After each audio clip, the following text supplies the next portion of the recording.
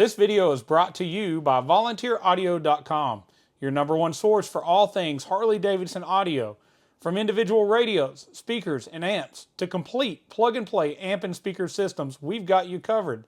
And once you've ordered your package from Volunteer Audio, it includes lifetime tech support. And we have the very best step-by-step installation video so you can install it yourself and save money.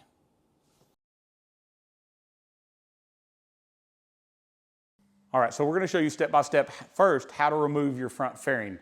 Now, before you do that, I want you to put something on your front fender. Robbie's already put a fender protector on this bike because if you drop a screwdriver or drop anything in this process, we don't want to dent that fender.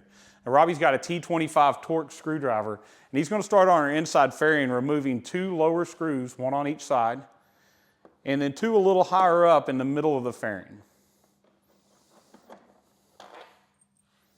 Now keep in mind, these screws are different lengths. The longer ones are going to go up at the top, the shorter ones at the bottom. If you put the long screws in the bottom and tighten it up, you will damage your fairing. So make sure you keep up with where those go.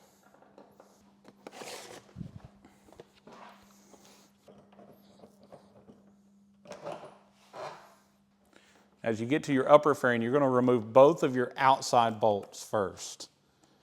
And you're only going to loosen the center one until you get your windshield off. In this case, we're using a T25 Torx. Now, sometimes you'll find out this is an Allen head or even a Phillips #2 because people change the hardware out to make it look different on these various bikes. All right, so once you've got that center bolt loose, you should be able to slide your windshield up and set it to the side. And now you're going to pull your fairing off with your center bolt here and make sure and disconnect or unplug your headlight.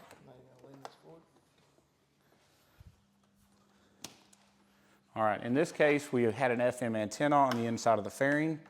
This is on most CVOs going to be in this position, and you're going to want to make sure you unplug it as you're coming off. Somebody's already left this one unplugged previously and plug it back in. This customer complained that he had no FM reception. Somebody previously on another job had plugged in the antenna that runs under the seat, but on the CVO there is no antenna in the back, so this actually had no FM reception. So make sure you plug in your hidden antenna back in on your CVO models.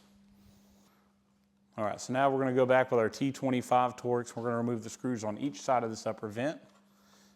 We're going to remove it and set it out of the way.